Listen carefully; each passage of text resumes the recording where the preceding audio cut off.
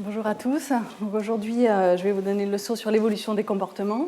Et après une brève pause, Laurent Keller, professeur à l'Université de Lausanne, vous donnera un séminaire sur la socialité et la dominance écologique. Donc, on va voir aujourd'hui l'évolution des comportements. La semaine dernière, on a vu les principes de l'évolution et en particulier de l'évolution par sélection naturelle. Et aujourd'hui, on va voir comment on peut appliquer ça à l'évolution de comportements et en particulier certains comportements qui peuvent paraître difficiles à expliquer a priori par sélection naturelle. Donc, en particulier, l'évolution de l'altruisme, une question importante en biologie évolutive et qui a mis du temps à être résolue. Donc, par exemple, on peut se demander pourquoi est-ce que les lionnes chassent en groupe. C'est de la coopération, c'est un comportement coopératif en vue d'un but commun, attraper une proie. Les insectes sociaux sont un exemple extrême d'altruisme avec, là vous voyez une reine fourmi qui se reproduit et des ouvrières fourmis qui ne se reproduisent pas et qui aident la reine à se reproduire. Donc c'est une question en biologie évolutive, comment est-ce qu'on peut expliquer un comportement qui fait que certains individus ne se reproduisent pas. Ce comportement, s'il est contrôlé par des gènes, ne devrait pas être transmis à la génération suivante. Mais quand on observe de près les insectes sociaux, et en particulier les fourmis ou les abeilles, on observe que ce n'est pas de l'altruisme complètement sans condition. On voit aussi des actes qu'on pourrait qualifier de non-altruistes à l'intérieur des colonies. Par exemple, on observe chez les abeilles souvent des abeilles qui mangent les œufs de leurs sœurs. Donc pareil, c'est un comportement qu'on pourrait a priori avoir du mal à expliquer par sélection naturelle, et on va essayer de voir comment est-ce qu'on peut l'expliquer. On observe aussi des infanticides chez les lions. Comment est-ce qu'on peut expliquer par sélection naturelle le fait qu'un lion va tuer des lionceaux? D'autres types de comportements dont on va avoir des explications par sélection naturelle aujourd'hui, ça peut être pourquoi est-ce que certains animaux sont monogames. La plupart des individus, à l'intérieur de certaines espèces, établissent des couples durables sur quelques années avec les deux mêmes partenaires. Et au contraire, il y a des espèces où il y a de la polygamie. Il y a un mâle qui monopolise plusieurs femelles et donc plusieurs mâles qui ne se reproduisent pas dans la population. Donc, comment on peut expliquer ces deux types de comportements par sélection naturelle et la différence entre ces comportements? D'autres types de comportements ou caractères qui peuvent paraître a priori aberrants, c'est des ornements chez certains mâles, chez certaines espèces, exubérants, voire handicapants pour la survie, comme la queue chez le paon. Clairement, ça l'empêche de voler bien, d'échapper aux prédateurs. Donc c'est handicapant pour la survie. Donc comment on peut expliquer que ça évolue et que c'est maintenu par sélection naturelle? Donc si on veut expliquer l'évolution d'un comportement, en fait, ce qu'il faut bien comprendre, c'est qu'il y a plusieurs niveaux d'explication. Et nous, on va s'intéresser aujourd'hui à l'explication évolutive, alors qu'il y a des explications proximales, c'est-à-dire mécanistiques. Donc si on veut expliquer par exemple pourquoi cet oiseau chante, les explications proximales, ça va être l'air traverse le syrinx, ça produit le chant. Il y a des hormones, le taux d'hormones s'élève au printemps, ce qui fait qu'il a envie de chanter. Il apprend le chant de ses parents. Tout ça, c'est des explications au chant, mais c'est des explications proximales. C'est pourquoi à ce moment-là, il chante et comment il chante. Nous, ce qui nous intéresse aujourd'hui, c'est les explications évolutives. Pourquoi ce comportement a été sélectionné au cours de l'évolution? Et donc là, on peut imaginer plusieurs types de forces évolutives, et on y reviendra dessus. Le chant peut servir par exemple à attirer les femelles, donc ça va augmenter sa reproduction. Ça peut servir dans la compétition interspécifique, donc avec d'autres espèces, pour signaler que c'est son territoire, ou de la même façon vis-à-vis d'autres mâles de la même espèce, pour signaler que c'est son territoire, ou pour avertir s'il y a des prédateurs qui arrivent. Tout ça, c'est des causes évolutives. On peut imaginer que ça donne un avantage en termes de survie ou de reproduction de sélectionner le chant dans ces types de situations. Donc aujourd'hui, on ne va vraiment pas s'intéresser aux causes proximales, qui sont aussi des causes intéressantes à expliquer, mais en biologie évolutive, on s'intéresse vraiment aux causes évolutives. Qu'est-ce qui a sélectionné un type de comportement ou, au contraire, l'a empêché de se maintenir? Donc, un aphorisme très connu de Dobzhansky, c'est « Rien n'a de sens en biologie si ce n'est à la lumière de l'évolution ». Si on veut comprendre un caractère ou un comportement, si on veut vraiment comprendre pourquoi il existe, c'est vraiment les causes évolutives qui nous intéressent. Pourquoi il a été sélectionné au cours de l'évolution, quel avantage sélectif ça lui procurait, c'est-à-dire si on considère qu'un gène contrôle ce caractère, en quoi est-ce qu'il augmente la survie et ou la reproduction des individus qu'ils portent. C'est comme ça que ça peut évoluer, on a vu la semaine dernière. Or, souvent, on entend, par exemple, dans les documentaires animaliers ou même dans certains livres, que les comportements évoluent pour perpétuer l'espèce. Donc, par exemple, les infanticides chez les lions pourraient avoir évolué pour le bien de la population, pour réguler la population. S'il y a trop d'individus pour les ressources disponibles, il pourrait être bénéfique pour la population d'enlever des individus. Ça, c'est des explications pour perpétuer l'espèce, pour le bien de l'espèce. Pareil, si on veut essayer de comprendre pourquoi est-ce que les parents nourrissent leurs petits, pourquoi ils s'attachent à leurs petits, pourquoi ils s'en occupent, une explication pourrait être c'est pour perpétuer l'espèce, ce qu'on entend classiquement dans les documentaires animaliers. Et pourtant, ces explications ne sont pas valables en évolution. C'est ce qu'on avait vu la semaine dernière, c'est des explications panglossiennes, du nom de Pangloss, le précepteur de Candide, dans le livre de Voltaire, qui expliquait que tout est pour le mieux dans le meilleur des mondes et qu'on a un nez pour porter des lunettes. Donc ce type d'explication pour perpétuer l'espèce ne suffit pas, il faut vraiment se demander, la sélection naturelle fonctionne vraiment, on avait vu ça aussi la semaine dernière, il y a de la variabilité génétique dans les populations, il y a différents types de comportements. Ces comportements doivent avoir une base génétique héritable, les différences entre individus doivent correspondre à des différences génétiques au moins en partie, et ces différences doivent induire des différences en termes de survie ou de reproduction, et donc un gène qui code pour un caractère ou un comportement qui permet de laisser plus de descendants augmente en fréquence dans les populations nécessairement.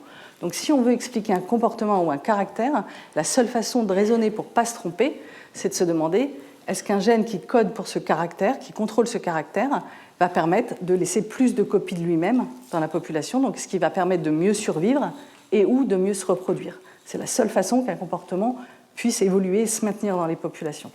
Donc si on veut expliquer les comportements qu'on vient de voir, il faut vraiment se demander est-ce qu'un allèle, un gène qui code pour ce comportement va permettre de faire plus de copies de lui-même dans la génération suivante. Une façon de le voir, donc il y a de la variabilité dans les populations. Un variant ici, par exemple, plus gros et plus foncé qui permet de mieux survivre durant la vie ou de faire plus de descendants, augmente nécessairement en fréquence. Et si ce n'est pas le cas, il diminue en fréquence. Donc la seule façon, c'est vraiment la base essentielle pour comprendre l'évolution, c'est d'essayer de voir quel comportement ou caractère permet de laisser plus de copies de lui-même que les variants alternatifs. Et ça, même si à long terme, ce n'est pas bon pour la population. Donc ce n'est pas toujours bon pour la population ou pour perpétuer l'espèce. Les exemples classiques, c'est des pathogènes assez virulents pour tuer leurs hôtes, comme le chancre du châtaignier qui a complètement décimé le châtaignier en Amérique du Nord, ou un champignon chytride qui est en train de décimer des batraciens sur la planète et qui a déjà été responsable de l'extinction de dizaines et voire centaines d'espèces de batraciens. Donc c'est un variant de ces pathogènes qui permet de mieux se transmettre, même s'il est plus virulent, il va tuer son hôte, mais si ça lui permet de mieux se transmettre, il va augmenter en fréquence dans les populations, quitte à tuer son hôte à la fin. Le variant, il ne va pas se dire « Ah non, je vais me réfréner parce que dans 3 générations, j'aurai plus d'hôtes ». L'évolution ne fonctionne pas comme ça, ne fonctionne pas pour le bien des populations. Donc, la plupart du temps, évidemment, un caractère qui permet d'augmenter la survie ou le nombre de descendants va être bon pour la population.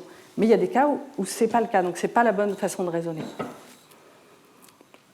Donc, si on essaye d'expliquer les comportements que j'ai expliqués tout à l'heure, avec un raisonnement évolutif, donc par exemple dans les troupes de lionnes qui coopèrent pour élever les enfants, les petits lionceaux ensemble, toutes les femelles sont fécondables en même temps dans une troupe donnée, mais pas entre troupes, c'est-à-dire que ce n'est pas des paramètres abiotiques comme la température, le printemps qui fait qu'elles sont fécondables à un moment donné. C'est vraiment une synchronisation au sein de chaque troupe avec des phéromones. Donc là, la cause proximale, c'est les phéromones qui font qu'elles synchronisent leur cycle ovulatoire au sein d'une troupe. Ça, c'est la cause proximale. Qu'est-ce qui sélectionne pour une synchronisation au sein d'une troupe ? C'est si elles ont les enfants en même temps, ça va augmenter la survie de chaque enfant parce qu'elles peuvent allaiter en commun, surveiller en commun, si elles ont toutes les petits en commun. Donc elles coopèrent pour l'évolution des jeunes et ça fonctionne d'autant mieux pour chacune si l'allaitement se fait en commun et donc en synchronisant les cycles ovulatoires. Si on revient à l'exemple de l'infanticide chez les lions, donc la côte proximale, c'est que ça peut être une odeur inconnue des lionceaux. En fait, c'est quand les lions régulièrement prennent possession d'une troupe de lionnes, chassent l'ancien lion qui contrôlait ses femelles et prend possession d'une troupe, il tue tous les lionceaux qui étaient là. Donc le mécanisme proximal, c'est qu'il ne connaît pas ces lionceaux, il les tue. Quel est le mécanisme évolutif? Pourquoi est-ce que ça va augmenter sa valeur sélective, son taux de reproduction ou sa survie de faire ça? C'est tout simple, c'est que si les lionnes continuent à allaiter leurs lionceaux, il ne pourra pas les féconder pendant 25 mois, alors que s'il tue tous les lionceaux disponibles, elles sont à nouveau fécondables tout de suite, et il peut, lui, inséminer ses lionnes et faire ses propres descendants. Donc on comprend bien que ce caractère-là va permettre d'augmenter sa reproduction, et donc pourra être sélectionné. Si on reprend l'exemple du soin aux jeunes, de le nourrir pendant une certaine période, la cause proximale, c'est l'attachement parental. Les parents aiment bien leurs enfants, vont les nourrir, vont s'en occuper parce qu'ils y sont attachés. Mais pourquoi? Qu'est-ce qui a sélectionné ce caractère? Donc, évidemment, ça augmente la survie des jeunes pour des jeunes qui ont besoin qui ne peuvent pas se nourrir tout seuls dès le départ. Ça va augmenter la survie des jeunes et donc augmenter les variants. Si un variant contrôle pour le fait de ne pas s'occuper des jeunes, alors que les jeunes ont une faible probabilité de survie si les parents ne s'en occupent pas, évidemment, ce variant-là ne va pas être transmis dans les générations suivantes. La sélection va sélectionner un caractère qui fait qu'on va s'occuper des jeunes pour augmenter leur survie.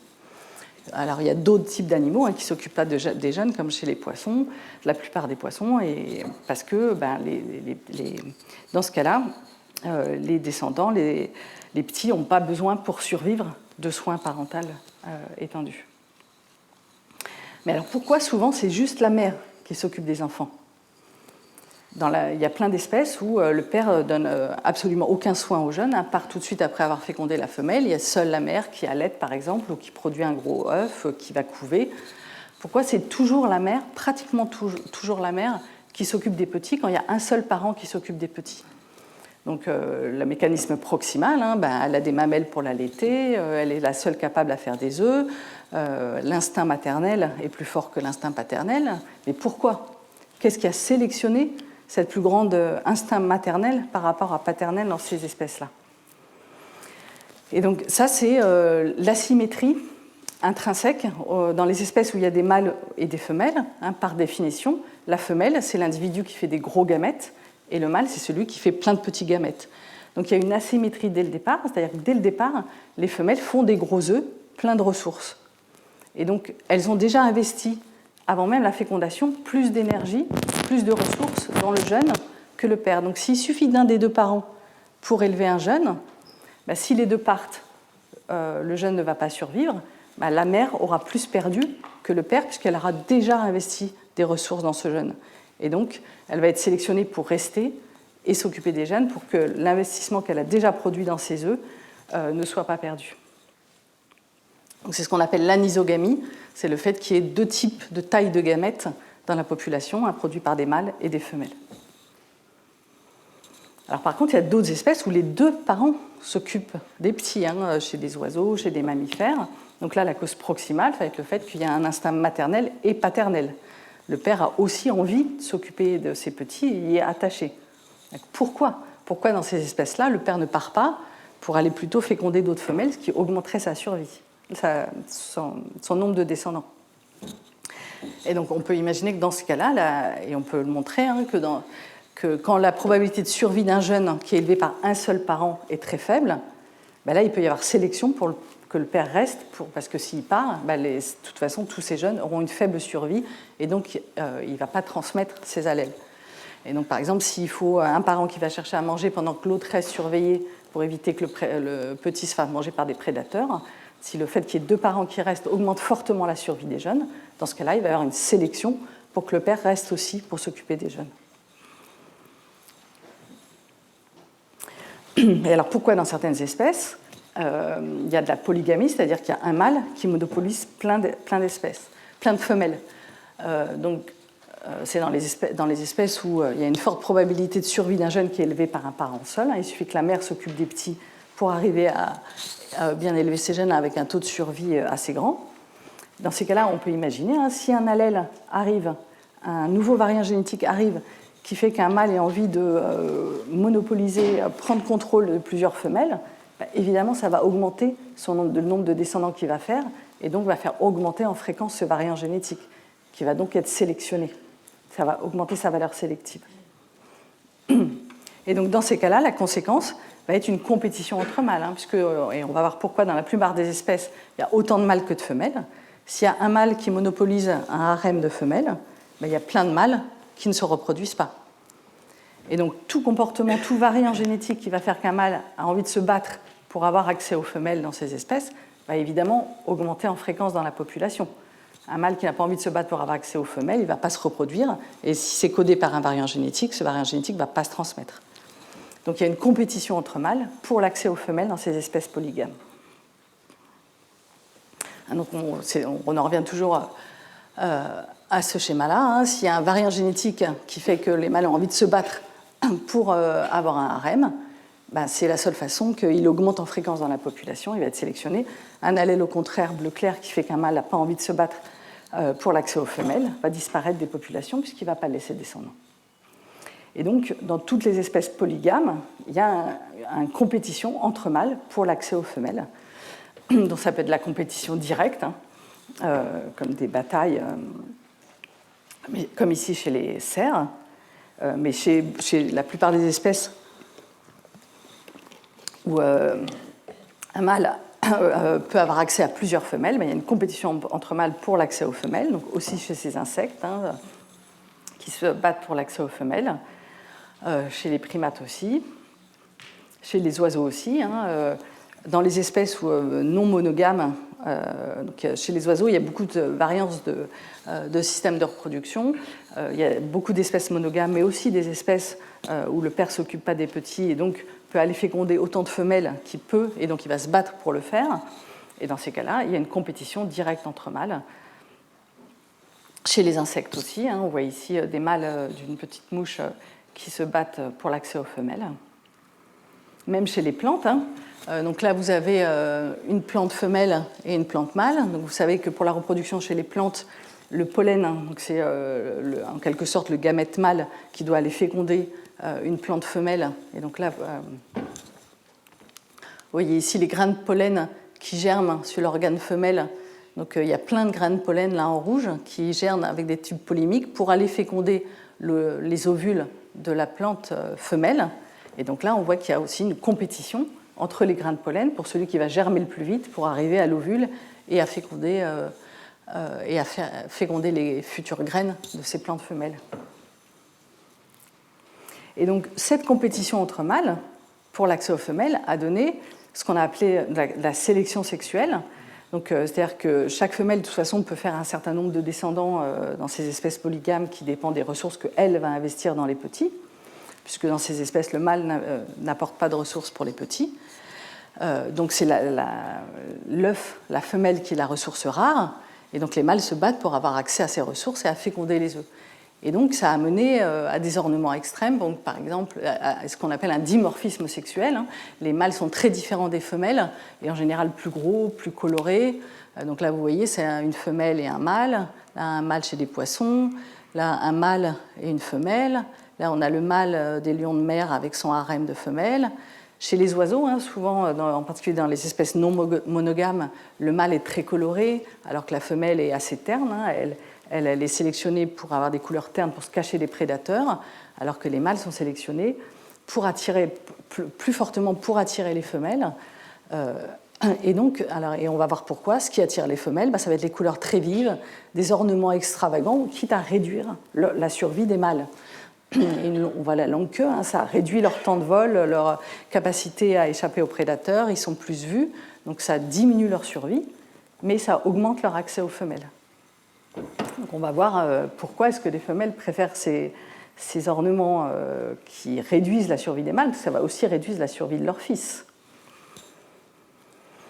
Donc c'est ce qu'on appelait la sélection sexuelle, pour séparer un peu de la sélection naturelle qui est plus en termes de survie. Mais bon, c'est une forme de sélection naturelle. Et donc Charles Darwin déjà avait émis cette idée qu'il pouvait y avoir un choix par les femelles dans certaines espèces. D'ailleurs, elle avait été caricaturée à l'époque, parce que dans l'Angleterre victorienne, le fait que les femmes puissent avoir un choix ou un pouvoir quelconque était évidemment très mal vu. Et c'est Ronald Fisher, donc à la synthèse néo-darwinienne, avec la génétique des populations, donc avec un formalisme mathématique, qui a montré qu'effectivement, ça fonctionnait bien. On pouvait sélectionner pour un choix des femelles et donc des caractères extravagants chez les mâles, et on va voir pourquoi. Donc, dans ces espèces où la femelle s'occupe seule des descendants et donc il y a une compétition entre mâles pour l'accès aux femelles, donc c'est les femelles qui choisissent quel mâle va les féconder, puisqu'il y a plein de mâles qui se battent pour aller féconder les femelles. Mais alors pourquoi, sur quels critères elles devraient choisir les mâles? Donc c'est elles qui choisissent. Quels critères elles devraient choisir pour, et donc encore une fois, on en revient toujours au problème de quel comportement est sélectionné. C'est celui qui va laisser le plus de descendants. Donc sur quels critères devraient choisir les femelles pour augmenter, elles, leur nombre de descendants? C'est ces comportements-là qui vont être sélectionnés et évoluer dans les populations. Donc, la situation ancestrale, c'était l'isogamie, c'est-à-dire chaque individu a la même taille de gamètes. On voit ici, c'est des champignons. Il n'y a pas de mâle et de femelle, il n'y a pas des individus qui font des gros gamètes et d'autres qui font des petits gamètes. Au départ, la situation, c'était ça, qui a évolué vers de l'anisogamie, avec des individus femelles qui font des gros gamètes et des individus mâles qui font des petits gamètes. On va voir pourquoi ça a évolué comme ça. Mais une fois que ça a évolué, donc il y a une asymétrie intrinsèque, avec les femelles qui font des gros gamètes et les mâles qui font des petits gamètes. Et donc ces femelles qui ont investi beaucoup de ressources, qui investissent dans l'œuf et puis après dans les soins aux gènes, qui investissent beaucoup pour la survie des jeunes, qu'est-ce qui va augmenter cette survie des jeunes dans leur choix des mâles? Quel critère va être... Donc s'il y a un variant, on en revient toujours à la façon dont il faut raisonner, s'il y a un variant génétique qui fait qu'elle préfère un mâle rouge, est-ce que ce variant va augmenter en fréquence? Est-ce que ça va lui permettre de faire plus de descendants? Est-ce que si elle préfère un mâle qui a une plus longue queue chez les paons, est-ce que ça va augmenter son nombre de descendants? Et pourquoi? Quels critères devraient être sélectionnés chez les femelles qui va augmenter la survie de ses descendants?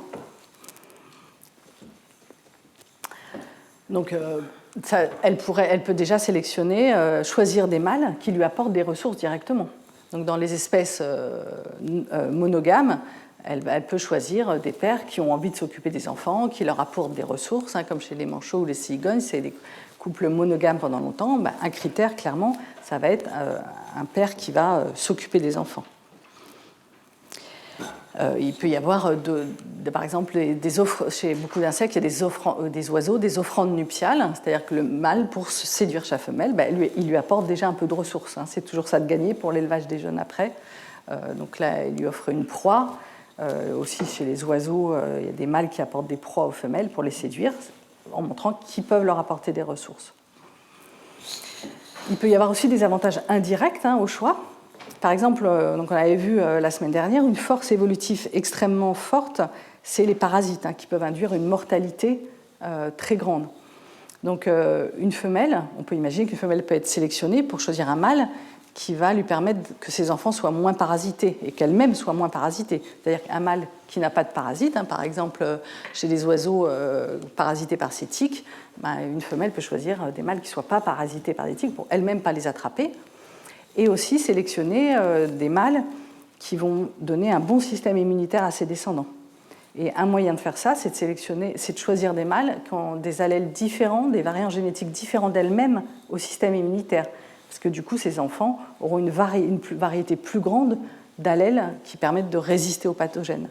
Et on voit que, par exemple, il y a des études scientifiques qui montrent que c'est le cas chez les souris. Elles choisissent leurs partenaires sur la base d'odeur de l'urine en particulier, et elles choisissent des mâles qui ont des variants génétiques différents d'elles-mêmes aux allèles du système immunitaire. C'est le facteur qui explique le mieux leur choix du mâle. Et même chez les êtres humains, il y a des expériences qui ont été menées où on a fait sentir à des femmes des t-shirts et on leur a demandé quelle odeur que des hommes avaient portée, on leur a demandé quelle odeur elles préféraient, qu'elles trouvaient la plus attractive. Et ça correspondait aussi à des hommes qui avaient des allèles différents d'elles-mêmes au système immunitaire. Alors, si on en revient à notre question, pourquoi est-ce que les femelles peuvent aussi préférer des ornements extrêmes, cette queue chez les paons qui réduit leur survie, ces bois chez les cerfs qui aussi ne sont pas très pratiques pour courir dans les bois, ces couleurs rouges chez les oiseaux qui attirent les prédateurs. Pourquoi est-ce qu'elles choisissent ces caractères-là? En quoi ça augmente leur valeur sélective, c'est-à-dire le nombre de descendants qu'elles vont laisser? Alors, ça peut être des signaux honnêtes de qualité. C'est-à-dire que, donc en particulier, cette couleur rouge, qui est chez beaucoup d'oiseaux ou même d'insectes ou de poissons, chez les mâles, en fait, c'est produit par des caroténoïdes qui sont très importants pour le système immunitaire. Et donc, l'idée, c'est que s'ils ont assez de caroténoïdes pour en mettre dans leur plumage, c'est qu'ils en ont assez pour leur système immunitaire. Et donc, ils résisteront mieux aux pathogènes, et donc ces descendants résisteront mieux aux pathogènes. Donc, ça peut être lié au système immunitaire. Par exemple, le chant des crapauds qui attire les femelles, c'est directement lié à sa taille, la gravité du chant. Et donc, en étant attirée par un chant plus grave, elle va choisir le mâle le plus gros, donc celui qui a eu le plus de ressources, qui s'est le mieux développé. Et donc, c'est des signaux honnêtes de qualité. Et là, les mâles ne peuvent pas tricher là-dessus. Ça montre qu'ils ont un bon système immunitaire ou qu'ils sont assez gros, qu'ils ont pu acquérir assez de ressources dans l'environnement. Et effectivement, si on regarde ici chez ces poissons, la proportion des descendants d'une femelle qui sont infectés par un ver parasite, en fonction du degré de rouge du père, on voit que plus le père était rouge, moins les descendants sont parasités. Donc c'est effectivement un signal honnête de qualité au niveau du système immunitaire, qui est une force évolutive énorme pour la survie des descendants.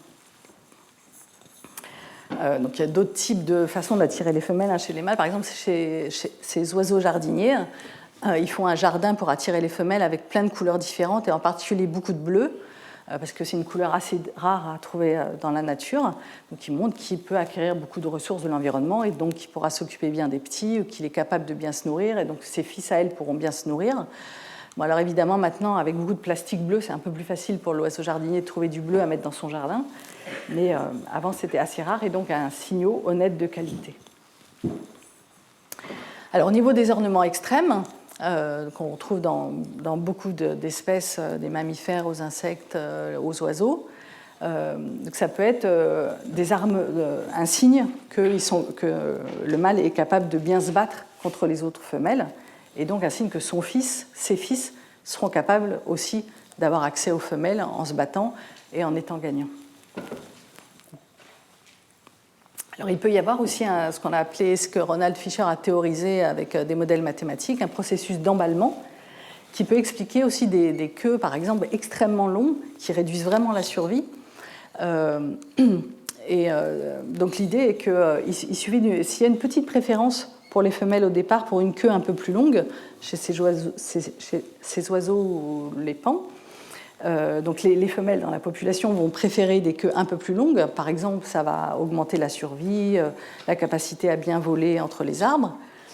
Mais à partir du moment où il y a une préférence comme ça dans les femelles, ça peut s'emballer. C'est-à-dire que si toutes les femelles dans la population préfèrent une queue un peu plus longue, et même si ça dépasse la valeur optimale pour le vol, par exemple, si toutes les femelles préfèrent une queue un peu plus longue, une femelle qui va avoir une stratégie différente, qui va préférer une queue un peu plus courte, ses fils auront une queue un peu plus courte et ne laisseront pas de descendants, puisque les autres femelles dans la population préfèrent une queue un peu plus longue. Et donc c'est un processus qui peut s'emballer au-delà du bénéfice pour la survie ou d'un signal honnête de qualité, et mener à des ornements extrêmes qui peuvent pour le coup vraiment réduire la survie, mais parce que juste il y a une inertie. Si dans la population toutes les femelles ont déjà une préférence, toute femelle qui a une préférence différente aura des fils qui auront une faible valeur sélective, qui ne laisseront pas de descendants. Donc on peut faire des expériences pour montrer ça aussi. Il y a des expériences qui ont été faites chez des oiseaux. Donc on regarde, suivant la longueur de la queue, le nombre moyen de nids que laissent les mâles. Donc, avant manipulation de la queue, chaque mâle laisse un certain nombre d'enfants, peut fonder un certain nombre de nids. Et après, on fait des expériences, on raccourcit la queue de certains. Pour d'autres, on la raccourcit, on la recolle pour vérifier qu'il n'y a pas d'effet de juste avoir manipulé l'oiseau. on laisse des queues non manipulées et on peut aussi rallonger une queue en rajoutant des plumes un peu plus longues. Et là, on voit, hein, plus la queue est longue, même au-delà de ce qui existe dans la nature, quand on la rallonge, ça permet de laisser beaucoup plus de descendants. Donc il y a vraiment un effet d'emballement. Plus la queue est longue, plus l'oiseau laisse des descendants. Et donc il y a vraiment une sélection pour ce caractère parce que les femelles les préfèrent dans la population. Et cela, au-delà même de la survie. Hein. Donc si on regarde chez ces hirondelles, hein, donc elles ont des plumes ici, ce qu'on appelle des filets, qui leur permettent de voler.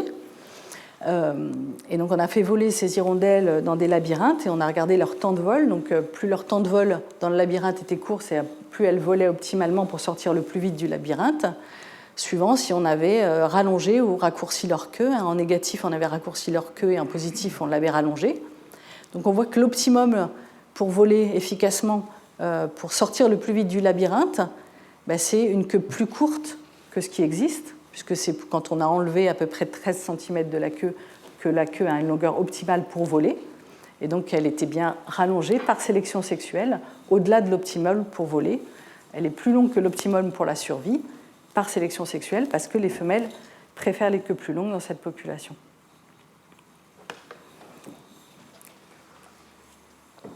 Alors, il y a vraiment des exemples où on voit les femelles en train de choisir. Il y a des oiseaux comme le grand tétras qui font des leks, c'est-à-dire des endroits où les mâles viennent parader tous ensemble au même endroit et les femelles viennent choisir, comparer directement les mâles qui sont en train de faire leur parade côte à côte. Et donc, on peut se demander aussi, mais alors pourquoi est-ce que, donc s'il y a une sélection comme ça pour des signaux honnêtes de qualité, au bout d'un moment, la sélection naturelle devrait les fixer. On a vu tout à l'heure dans le schéma, si un variant permet de laisser plus de descendants, comme le fait d'être plus rouge ou d'avoir une queue plus longue, il augmente en fréquence jusqu'à être complètement fixé dans la population. Il n'y a plus que ce variant-là. Donc pourquoi est-ce que les femelles continuent à choisir sur certains caractères ? Tous les meilleurs allèles devraient être fixés dans la population. Alors, une explication, c'est que ce n'est pas toujours les mêmes allèles, les mêmes variants génétiques qui sont les meilleurs d'une génération à l'autre, et en particulier à cause des parasites. Si effectivement c'est les parasites qui sont responsables d'une grande partie de cette sélection sexuelle, ce n'est pas toujours les mêmes variants d'une génération à l'autre qui sont bons parce que les parasites évoluent aussi. Et les parasites vont s'adapter aux variants génétiques les plus fréquents qu'ils rencontrent dans la population à une génération donnée.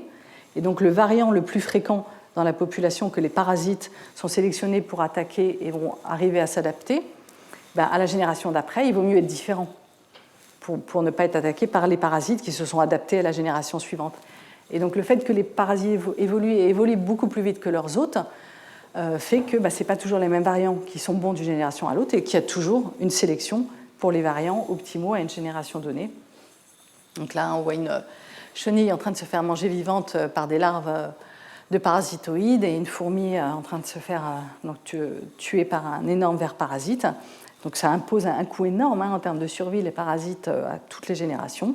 Et comme ils évoluent très vite, ce n'est pas toujours les mêmes variants chez l'hôte qui permettent une meilleure résistance d'une génération à l'autre. Et donc il y a toujours une sélection pour les meilleurs variants qui permettent de résister aux parasites d'une génération donnée. Et alors, donc, une des meilleures preuves que la sélection sexuelle fonctionne et à cause de cette asymétrie, c'est que dans les rares espèces où c'est le mâle qui s'occupe des descendants, dans ces cas-là, c'est les femelles qui sont les plus grosses, les plus colorées, c'est les mâles qui choisissent, parce que dans ces cas-là, c'est les mâles qui investissent le plus de ressources pour la survie des jeunes, et donc c'est eux qui sont la ressource rare et qui vont choisir les femelles. Et dans ces cas-là, il y a une sélection sexuelle sur les femelles, et c'est les femelles qui sont les plus grosses et les plus colorées. Donc c'est le cas, par exemple, chez Jacana en Afrique du Sud ou chez des hippocampes, c'est le père qui incube les œufs dans sa poche. Et donc dans ces cas-là, la sélection sexuelle s'exerce chez les femelles. Alors, il y a d'autres types de sélection sexuelle. Donc l'idée, c'est toujours, si un variant émerge qui permet de laisser plus de descendants, il va être sélectionné, il va augmenter en fréquence dans la population. Oups, pardon, désolé. C'est pointu un peu. Donc vous voyez ici, par exemple, un spermatozoïde géant chez cette mouche. Donc vous voyez à l'échelle la taille de la mouche et la taille du spermatozoïde. Le spermatozoïde est beaucoup plus grand que le mâle qui l'a produit. ce qui lui donne un avantage en termes de nombre de descendants qu'il laisse, puisqu'il occupe toute la place dans la spermathèque de la femelle. Il n'y a pas d'autres mâles qui peuvent mettre des spermatozoïdes ensuite, et donc il est sûr de féconder la femelle qu'il a fécondée. Donc on voit bien qu'un variant génétique qui évolue comme ça permet de laisser plus de descendants, et donc évolue et sélectionner. Chez l'homme, il y a 180 millions de spermatozoïdes pour un ovule. Ça paraît un peu exagéré, mais encore une fois, dans le cadre de la sélection sexuelle et de la compétition spermatique, plus on fait de spermatozoïdes pour un ovule, plus on a de chance, si la femelle a copulé plusieurs fois, que ce soit son spermatozoïde qui va finalement féconder l'ovule. Il y a d'autres choses assez amusantes qui ont évolué, pareil dans la compétition pour féconder des femelles. Donc chez ces petites souris, il y a des espèces qui sont monogames et d'autres qui sont polygames. Chez les espèces monogames, les spermatozoïdes sont tout à fait classiques. Chez les espèces qui ne sont pas monogames, leurs spermatozoïdes s'agrègent à plusieurs, ce qui leur permet de nager plus vite et d'être le premier à atteindre l'ovule.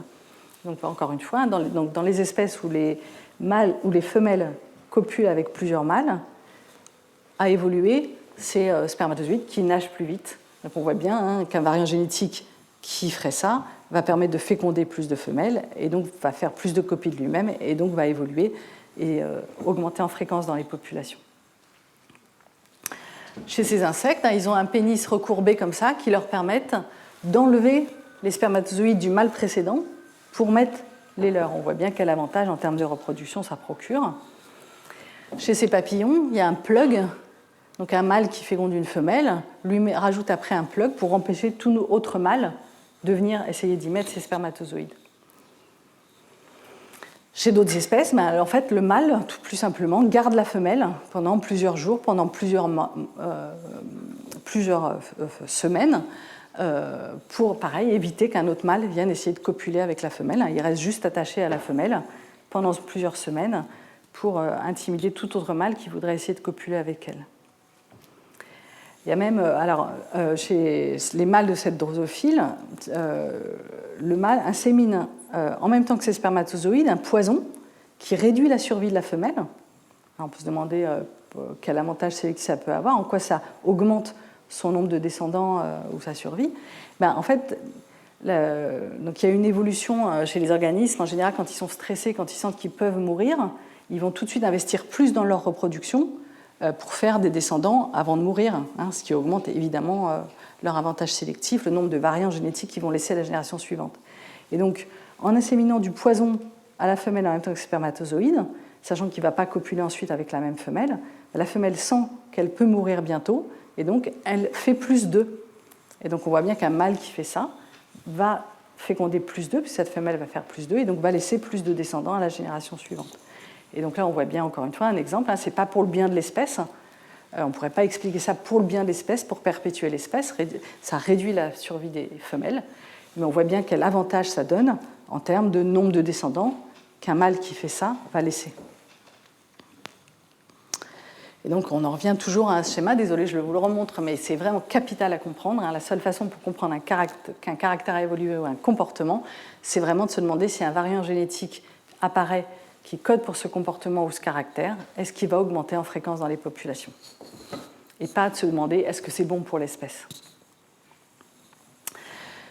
Donc, pour que la sélection fonctionne, la sélection naturelle fonctionne, on a vu, il faut de la variation, de l'héritabilité, des différences de survie et de reproduction. Donc, il faut de l'héritabilité. Il faut une base génétique à la variation interindividuelle. Sinon, la sélection naturelle ne peut pas fonctionner. Si toute la variation dans la population est environnementale, on a beau choisir les mâles les plus rouges, ça ne va pas donner des enfants les plus rouges si ça n'a pas une base génétique. Donc on peut se demander effectivement, est-ce que les caractères, les comportements qu'on cherche à expliquer ont une base génétique? Sinon, on ne peut pas expliquer ça par sélection naturelle. Donc il y a plusieurs types de preuves qu'on peut obtenir qu'un comportement ait des bases génétiques. Donc d'abord, on peut faire de la mutagenèse, ça a été fait chez les drosophiles. On les met sous UV par exemple, ça fait plein de mutations dans plein de gènes. Et effectivement, quand certains gènes sont mutés, elles ne font plus leur parade nuptiale. Donc clairement, ça montre qu'il y a des gènes impliqués dans le comportement de parade nuptiale. Un autre exemple, donc c'est chez l'abeille domestique, elles peuvent être parasitées par le bacillus larvé qui donne une maladie, la loque américaine. On voit ça donne des larves qui sont toutes gluantes, qui meurent, qui sont plus vivantes. Ça tue les larves. Et donc il y a un comportement qui a évolué chez l'abeille pour enlever ces malades, pour éviter que ça se disperse dans le reste de la ruche. Et donc il y a des abeilles qui sont capables de désoperculer, de repérer qu'il y a la maladie qui est là, de désoperculer l'endroit où est la larve malade, de l'enlever et de l'extraire de la ruche pour éviter qu'elle contamine les autres.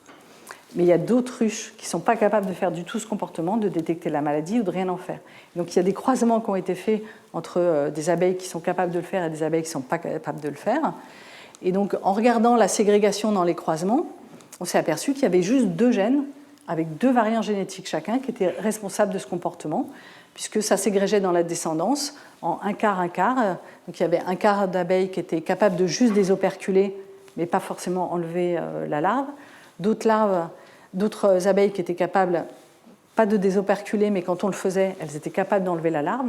Donc il y avait un gène pour le comportement de désoperculer, un gène pour le comportement d'enlever la larve, et chacun avec 2 variants génétiques et qui s'égrégeaient indépendamment dans la descendance. Donc il y a une base génétique très simple à ce comportement.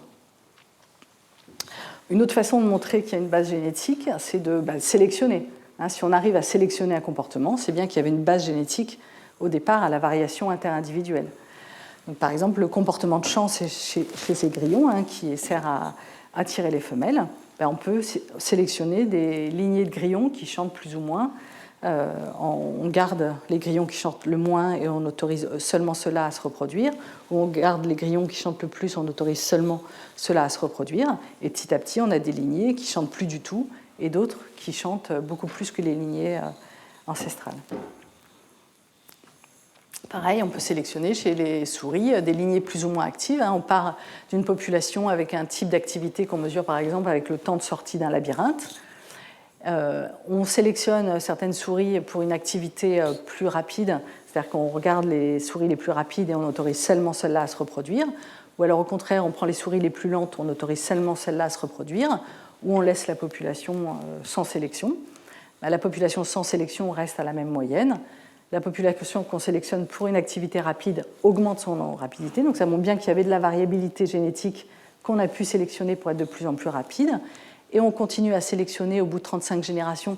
Ça veut dire qu'il y avait plein de variants génétiques dans la population, puisqu'on continue à arriver, ce n'est pas juste en une génération on a sélectionné, on continue à sélectionner des variants, où on peut sélectionner petit à petit pour une activité motrice plus rapide. Donc ça montre qu'il y a de la diversité génétique dans les populations pour plein de comportements.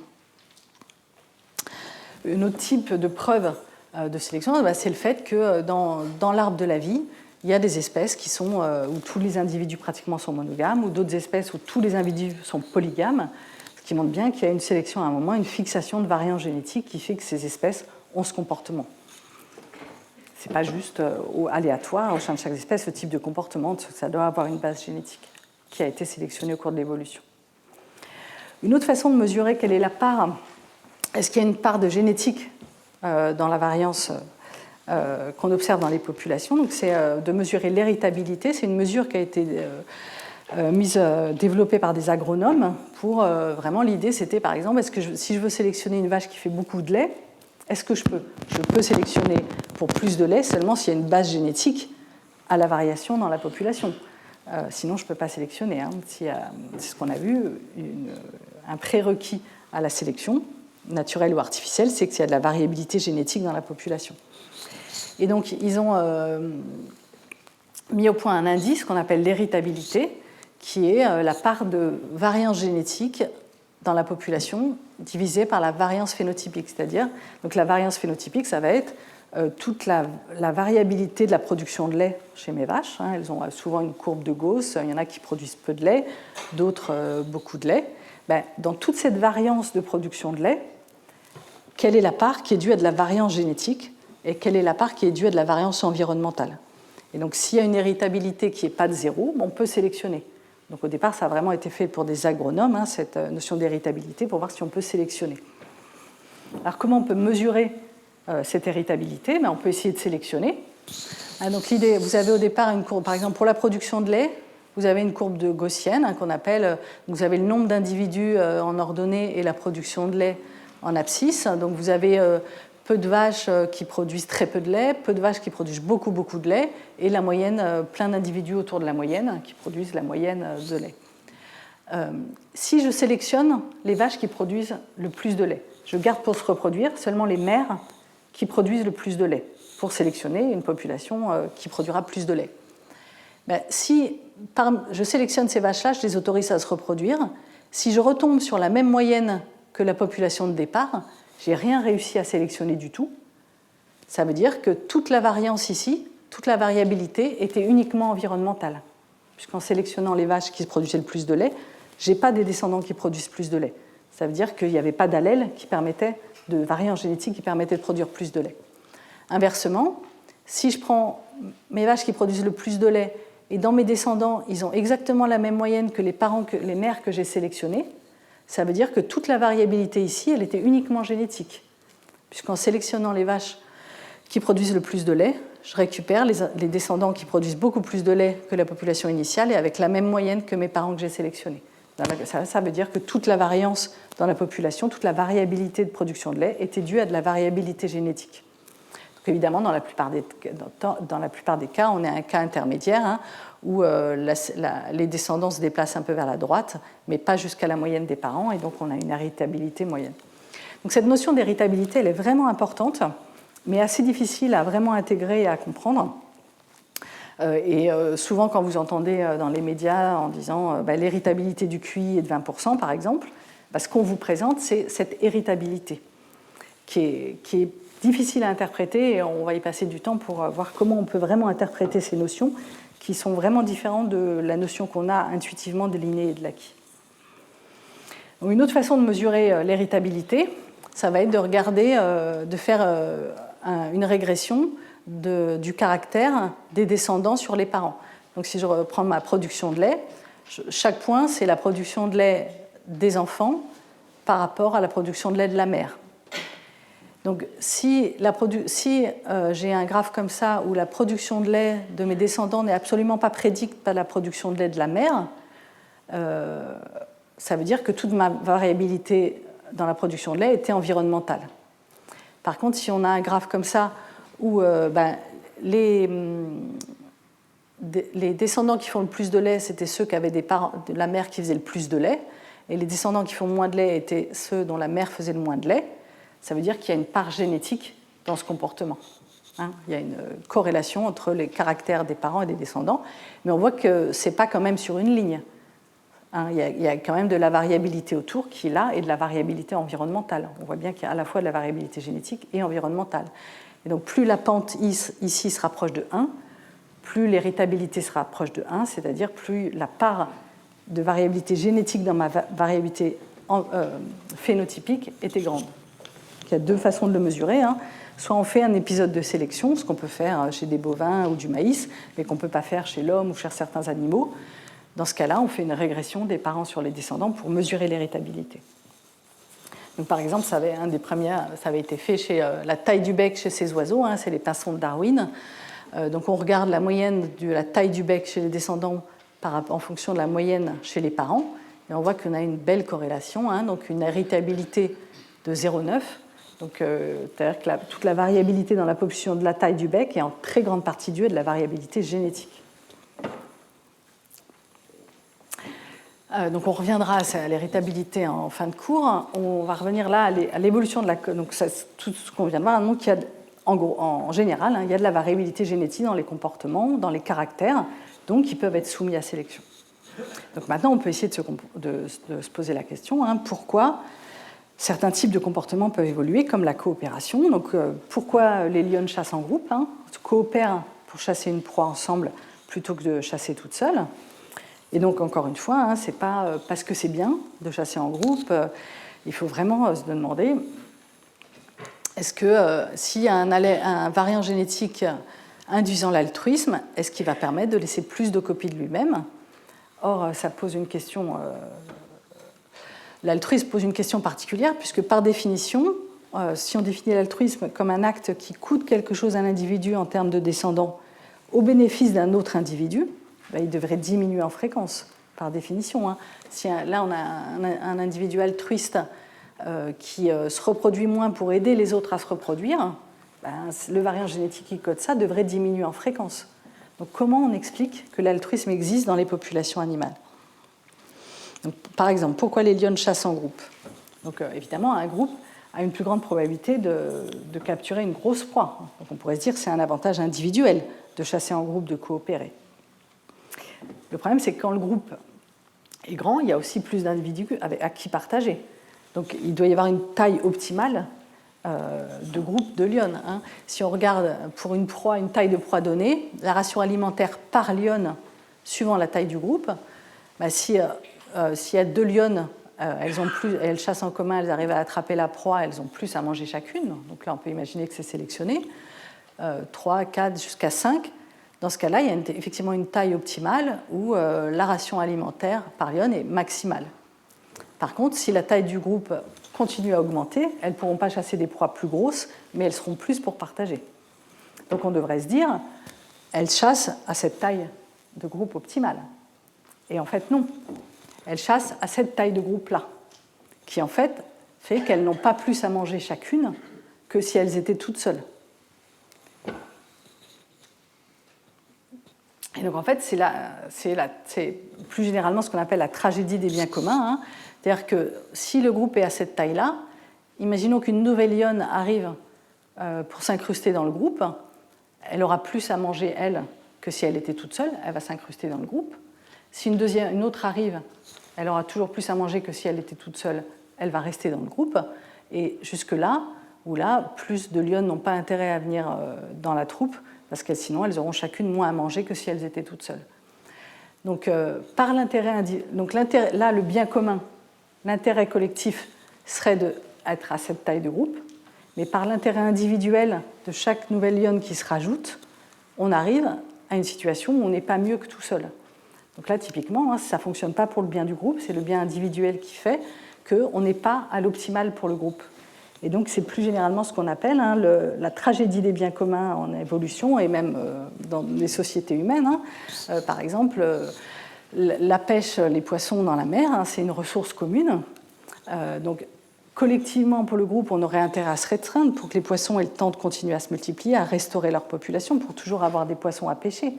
Simplement, un pêcheur individuel, il aura toujours intérêt à pêcher le maximum avant que les autres fassent de pareil et qu'il n'y ait plus de poissons dans la mer.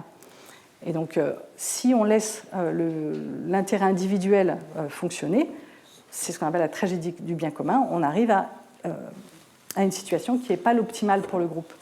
Pareil, si on imagine un pré communal où n'importe quel éleveur peut venir faire paître ses vaches, globalement, l'intérêt du groupe, ça serait de le faire prudemment pour que le pré continue à rester fertile pour les vaches et ne pas l'épuiser complètement. Mais individuellement, chaque agriculteur a intérêt à amener le plus souvent ses vaches avant que les autres fassent pareil. Et donc on arrive à une situation où le pré est très vite dégradé et ne peut plus servir à personne. Et c'est plus globalement les ressources de la biodiversité, les ressources en eau, les ressources de la planète, c'est la tragédie des biens communs. Globalement, on aurait intérêt à les exploiter de façon prudente pour que le groupe continue à en bénéficier, mais l'intérêt individuel fait qu'on a intérêt à l'exploiter avant que les autres le fassent. Et donc, est-ce qu'on ne peut pas sélectionner dans ces cas-là de l'altruisme, de la coopération, que les individus se restreignent pour le bien commun? C'est ce qui arrive dans certaines espèces. Comment on peut expliquer ça, du coup? Donc, chez les fourmis, par exemple, c'est cet altruisme extrême qui fait qu'elles s'entraident. Non seulement elles s'entraident, mais les ouvrières ne se reproduisent pas pour aider la reine à se reproduire.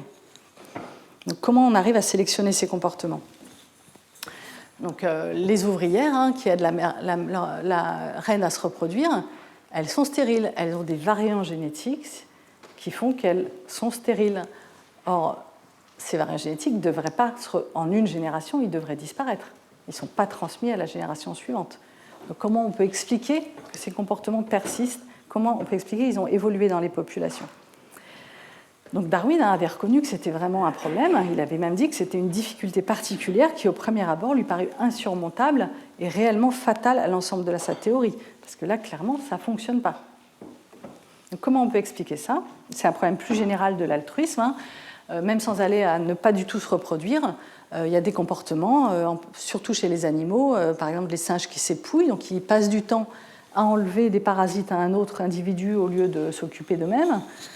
Ces suricates, donc ils ont un comportement de sentinelle, ils surveillent pour le groupe, voir si des prédateurs arrivent pendant que les autres cherchent à manger. Donc eux-mêmes ne cherchent pas à manger.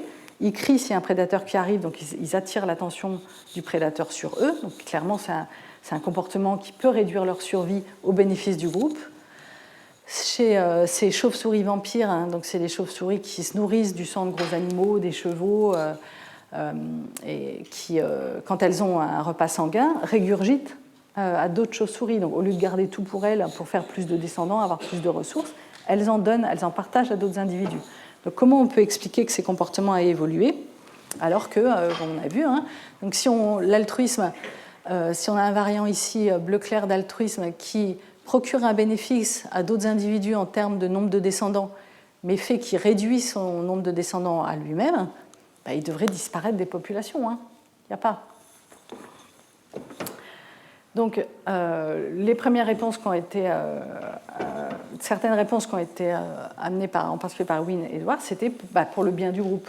Hein, si les suricates surveillent, globalement, le groupe survit mieux, ce qui est vrai. Seulement, est-ce que ça tient la route comme raisonnement, hein? Donc, imaginons qu'on a un groupe avec des altruistes, un groupe avec des égoïstes, donc qui ne surveillent pas, par exemple. Donc, effectivement, hein, dans un groupe avec des sentinelles chez les suricates, il va mieux survivre, il va faire plus de descendants. Donc, on pourrait imaginer que l'altruisme augmente en fréquence par ce mécanisme.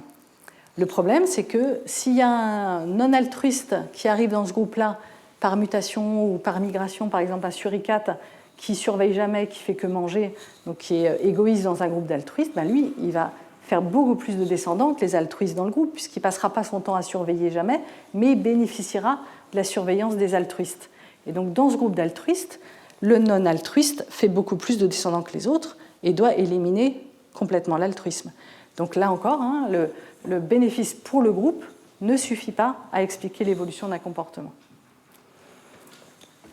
Donc, est-ce que l'existence, par exemple, d'ouvrières altruistes chez les insectes sociaux est un coup fatal à la théorie de Darwin? Est-ce que vraiment un variant qui induit une stérilité ne peut pas se transmettre dans les populations?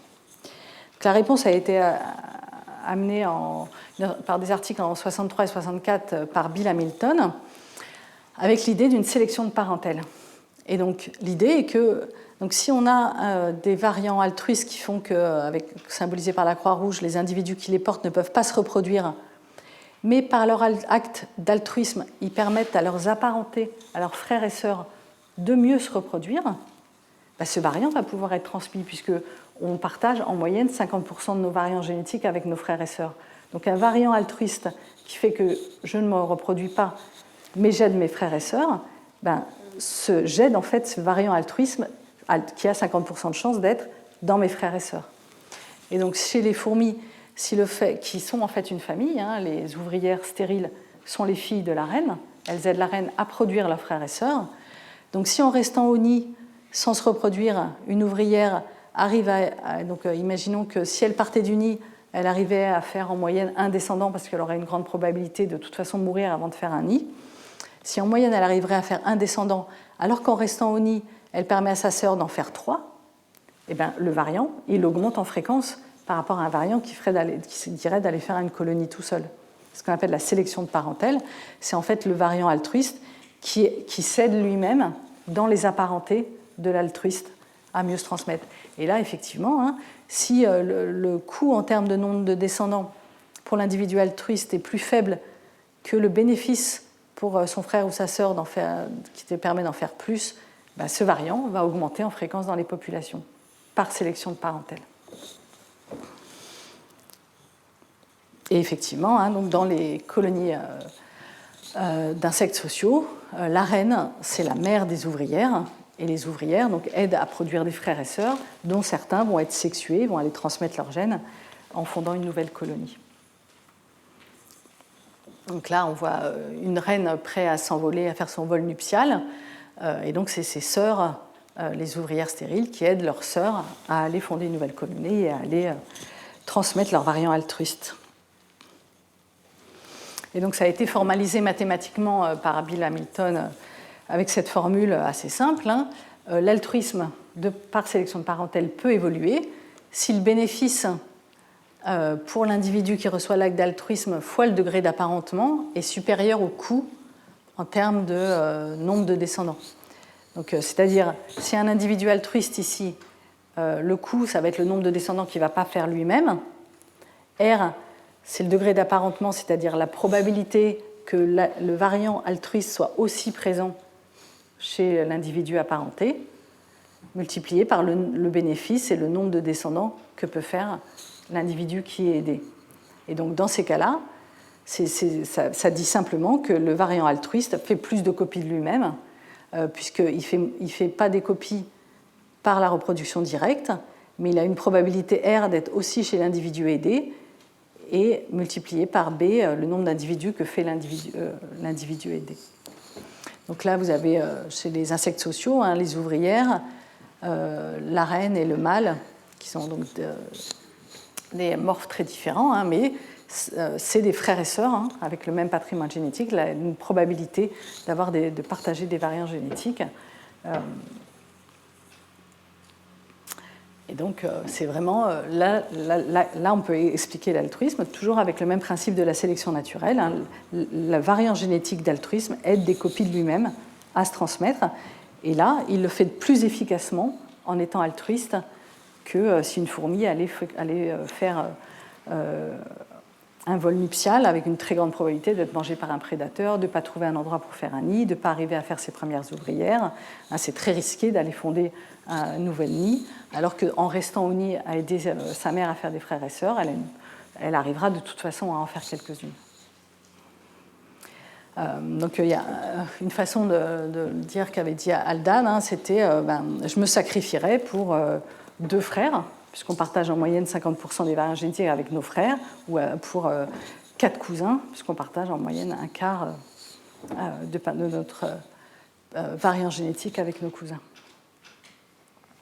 Donc effectivement, Price a aussi été très influent en aidant à la démonstration mathématique de cette sélection parentale, que ça puisse fonctionner, et donc de montrer que l'altruisme en fait, peut être une bonne façon de mieux transmettre ses gènes.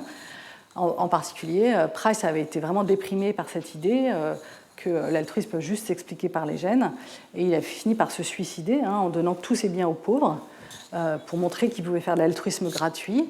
Et sur sa tombe, il est écrit qu'il était un père, un altruiste, un ami et un brillant scientifique. Et donc, pourtant, c'est toute la beauté de la chose de montrer qu'une théorie scientifique, la théorie de l'évolution par sélection naturelle très simple, peut expliquer plein de types de comportements, peut expliquer le vivant et même l'altruisme, et qu'il y ait eu ce mécanisme pour faire évoluer l'altruisme, sinon il n'existerait pas. Donc, on peut essayer de tester cette théorie. Toujours, c'est une théorie scientifique, essayer de voir est-ce que vraiment c'est le degré d'apparentement qui régit l'altruisme dans les populations naturelles. Et donc, il y a plein de lignes d'évidence, de preuves que c'est le cas. Donc, si on reprend nos exemples de coalition de mâles chez les lions, donc il y a des mâles qui s'associent à 2 ou 3 pour prendre le contrôle de lionnes régulièrement, chasser les lions locaux et prendre le contrôle de la troupe de lionnes pour se reproduire. Et des fois, les lions sont frères, et des fois, ils ne sont pas apparentés. Quand ils ne sont pas apparentés, ils partagent la reproduction équitablement. On peut montrer qu'ils font à peu près exactement moitié de descendants chacun. Par contre, quand ce sont des frères, souvent, il n'y en a qu'un seul qui se reproduit. Et donc ça s'explique par sélection de parentèle. Les lions vont coopérer pour prendre le contrôle, c'est un risque, ils vont coopérer pour prendre le contrôle d'une troupe de lionnes, mais s'ils ne sont pas apparentés, il faut que chacun ait le même bénéfice. Par contre, s'ils sont apparentés, ils partagent 50% de leur variant génétique, dans ce cas-là, il y a un des frères qui peut accepter, qui peut être sélectionné pour laisser l'autre se reproduire, parce qu'ils partagent 50% de leur variant en commun. L'altruisme chez les troupes de lionnes, donc qui élèvent en commun les lionceaux, qui allaitent les lionceaux des autres lionnes, qui donnent des ressources pour les descendants d'un autre individu. Là, elles sont apparentées, elles sont souvent sœurs. Hein. Donc chez les insectes sociaux, on a vu la reine et la mère et les ouvrières sont les filles, hein, donc c'est de la sélection de parentèle. Il y a aussi des mammifères hein, ou d'autres insectes qui sont vraiment ce qu'on appelle eusociaux, c'est-à-dire avec vraiment un partage de la reproduction. Chez Ceratopes en Afrique, c'est un peu comme chez les fourmis, il y a une reine qui se reproduit et les frères et sœurs restent au nid pour aider leur mère à se reproduire. Pareil chez les termites, là on voit la reine qui est énorme et qui fait que pondre, alors que les termites, alors là pour le coup il y a des mâles et des femelles qui aident leur mère à se reproduire. On peut aussi montrer que tout ça est régi par la sélection de parentèle, par le degré d'apparentement, en utilisant des marqueurs génétiques. Hein. Là, vous voyez, on amplifie des marqueurs qui sont variables en taille et on regarde les variants génétiques dans différents individus, ce qui nous permet d'estimer leur degré d'apparentement. Hein. S'ils partagent en moyenne 50% de leurs variants, c'est qu'ils sont frères et sœurs. Et on peut montrer que les fourmis en particulier discriminent les apparentés, c'est-à-dire qu'elles vont être altruistes envers des apparentés et par contre vont tuer des non-apparentés qui essayent de s'introduire dans leur colonie. Pour que cette sélection de parentèle fonctionne, il faut que l'altruisme soit dirigé uniquement envers la famille, dans la fourmilière. Et par contre, il y a une agression très forte. Hein, si on met une fourmi d'une autre fourmilière à l'entrée d'une fourmilière, elle va se faire tuer immédiatement. Donc il y a une protection des ressources, un altruisme extrême au sein de la famille, mais pas au-delà de la famille. Un autre exemple d'expériences qui peuvent être faites, c'est donc au sein d'une ruche. Hein, la ruche, c'est pareil. Il y a une reine qui est la mère et les ouvrières sont les filles. Et elles protègent, on voit des abeilles qui protègent l'entrée de la ruche. Si on met une abeille à l'entrée et qu'on regarde la probabilité qu'elle soit acceptée pour rentrer dans la ruche, là, on voit la probabilité d'acceptation dans la ruche en fonction du degré d'apparentement. Donc plus le degré est élevé, c'est plus elle partage des variants génétiques qu'on peut estimer génétiquement avec des marqueurs. Et donc on voit qu'il y a une très belle corrélation. Hein. Plus l'individu qu'on met ici est apparenté aux individus qui gardent la ruche, plus elle a une grande probabilité d'être acceptée dans la ruche, qui montre bien que et puis c'est pas du tout rien, hein, c'est vraiment quantitatif. Elles sont capables d'estimer le degré d'apparentement des autres abeilles et d'agir avec leur altruisme en conséquence. Et les meilleures preuves presque que cet altruisme est contrôlé par la sélection de parentèle, c'est que ce n'est pas de l'altruisme inconditionnel. Il y a aussi des conflits au sein des ruches ou des fourmilières avec des actes qui ne sont pas du tout altruistes, et on peut montrer qu'on peut très bien les expliquer par le degré d'apparentement. Par exemple, donc ces abeilles qui mangent les œufs de leurs sœurs. Alors, pour vous expliquer ça, il faut vous expliquer le système de reproduction des fourmis qui est un peu compliqué, qui n'est pas comme chez les mammifères dont on a l'habitude. Donc, chez ces fourmis, donc là, vous avez la reine, le mâle et l'ouvrière. Donc, les ouvrières et la reine sont femelles, le mâle est mâle. Et donc, chez ces insectes sociaux, les femelles sont diploïdes, c'est-à-dire qu'elles ont 2 copies de chaque gène, comme nous, hein, un qui vient du père, un qui vient de la mère. Par contre, les mâles sont haploïdes. Ils n'ont qu'une copie qui vient de leur mère. Ils n'ont pas de père. La reine produit un ovule avec une seule paire de chromosomes, une seule copie de chaque chromosome, et il n'y a pas de fécondation par le sperme du père. Et donc les mâles sont haploïdes, ce qui donne une asymétrie très intéressante dans les degrés d'apparentement. Donc si on mesure le degré d'apparentement, donc c'est vraiment essentiel pour la sélection de parentèle, parce que c'est vraiment la probabilité qu'un variant génétique d'altruisme soit aussi présent dans l'individu qui est aidé. Donc si on considère qu'on a un allèle d'altruisme chez la reine, quelle est la probabilité qu'elle soit aussi chez sa fille? Donc si on prend un allèle, donc la reine elle a 2 copies de chaque chromosome, et elle a une chance sur 2 de passer le chromosome bleu ou le chromosome jaune à sa fille. Donc si on considère un allèle d'altruisme ici, il a une chance sur 2 de se retrouver chez sa fille. Elle peut passer l'un ou 2 des chromosomes qu'elle a en 2 copies. Donc l'apparentement ici est de 0,5. Un allèle d'altruisme a une chance sur 2 de se trouver chez sa fille. Pareil chez son fils. Hein, donc son fils, il n'a qu'une copie, mais ça peut être la copie bleue ou la copie jaune. Donc si on considère un allèle d'altruisme ici, il a une chance sur 2 de se retrouver chez son fils. Par contre, si on regarde entre sœurs dans ce système, Donc si on regarde, si l'allèle d'altruisme vient de la mère, il a une chance sur 2 de se retrouver chez sa fille. Par contre, si l'allèle d'altruisme vient du père, il a 100% de chance de trouver chez sa fille, puisque le père n'a qu'une copie. Et donc, en moyenne, donc il y a une chance sur 2 qu'on considère l'allèle qui vient du père, de la mère. Dans ce cas-là, il a une chance sur 2 d'être aussi chez la fille, et une chance sur 2 que ce soit du père. Et dans ce cas-là, il a 100% de chance d'être chez la fille. Et donc, en moyenne, ça fait 75% de chance qu'il soit aussi chez la fille, entre sœurs. Donc, les sœurs ont un apparentement dans ce système beaucoup plus élevé que des sœurs, par exemple, chez l'homme ou chez les mammifères, qui est juste à 50%. Par contre, si on calcule de la même façon une sœur vis-à-vis de son frère, c'est juste à 0,25, parce qu'il y a 0 probabilité qu'elles partagent le même allèle du père, puisque les fils n'ont pas de père.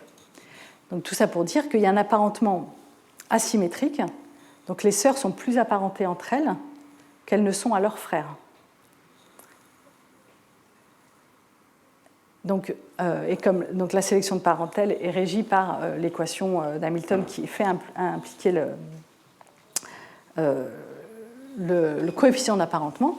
Donc si on imagine quel sexe ratio devrait être sélectionné dans une colonie, c'est-à-dire parmi les individus mâles et femelles qui vont aller faire un vol nuptial pour aller se reproduire, est-ce qu'il devrait y avoir 50% de mâles ou de femelles? Est-ce qu'il devrait y avoir 75% de femelles? Donc si on regarde l'intérêt génétique, pour quel comportement devrait être sélectionné une reine, elle est autant apparentée à ses fils qu'à ses filles, donc elle devrait faire un sexe ratio équilibré, 50% de mâles, 50% de femelles. Par contre, les ouvrières, elles sont plus apparentées à leurs sœurs qu'à leurs frères. Donc elles devraient favoriser plus de femelles sexuées que de mâles sexués.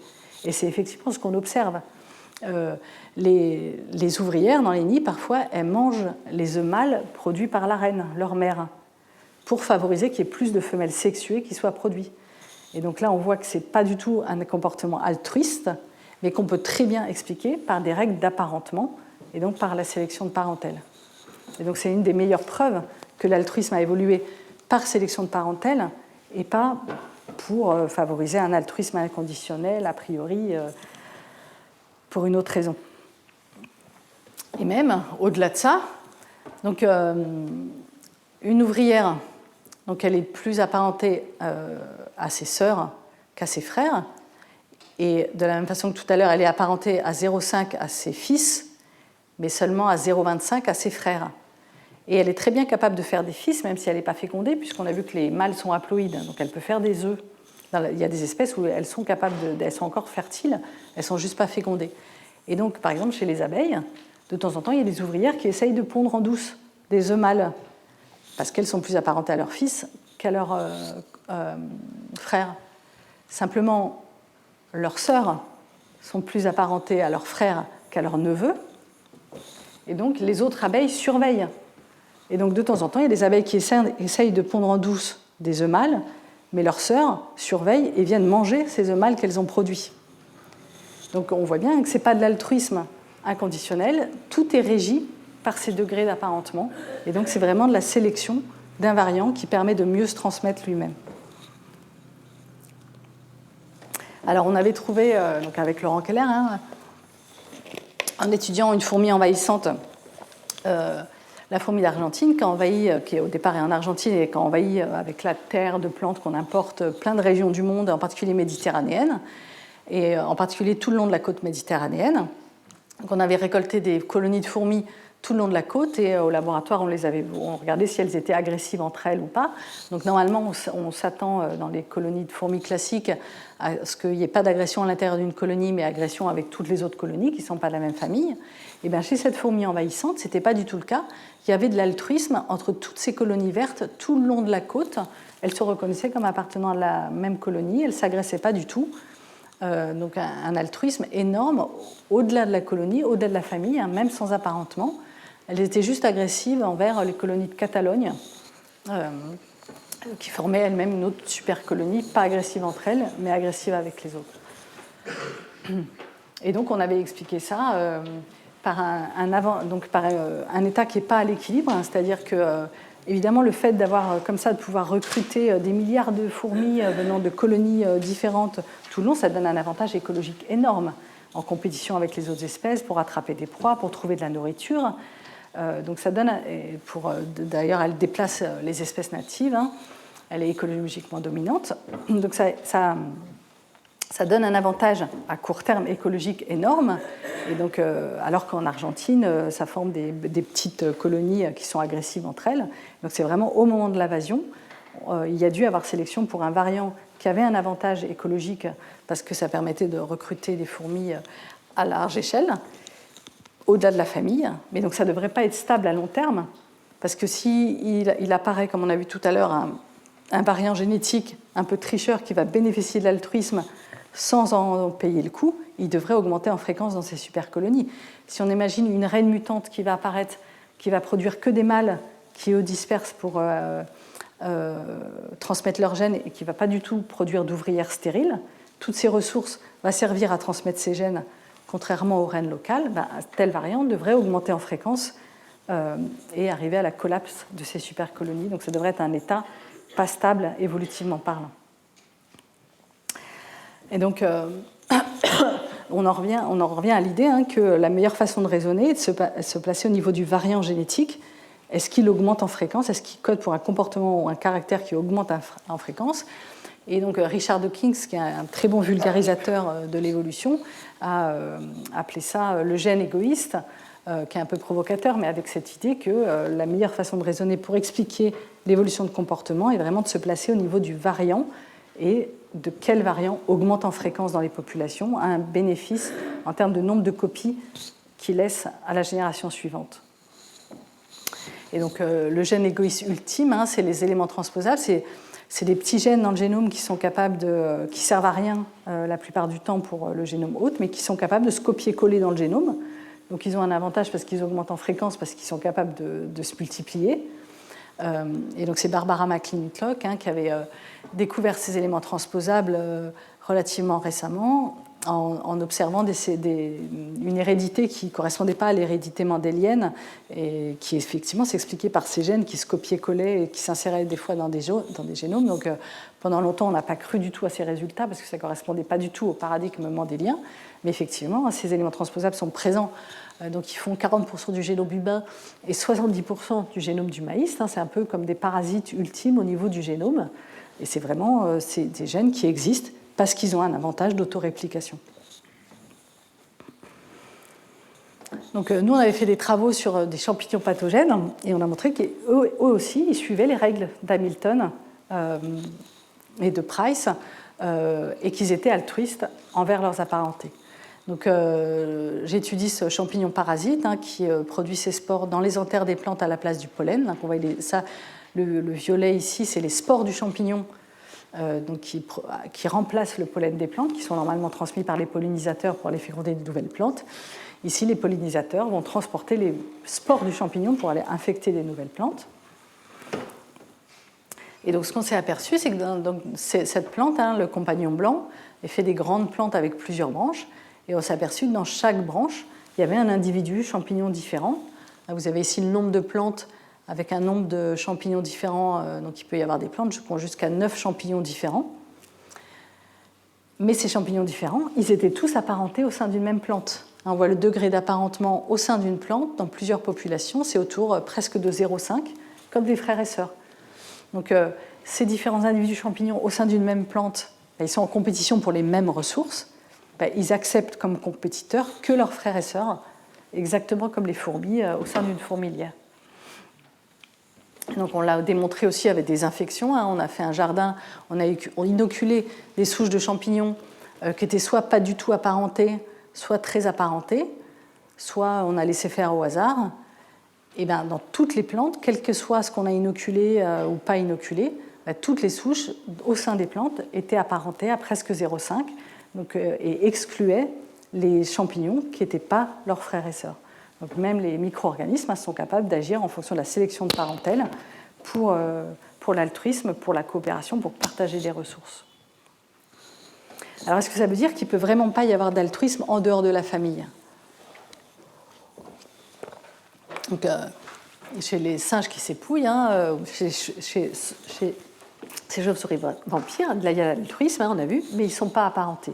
comment on peut expliquer cet altruisme qui n'est pas dirigé envers des apparentés? On a vu que normalement, il devrait disparaître des populations. Donc, pour expliquer ça, il y a un développement qui a utilisé ce qu'on appelle la théorie des jeux.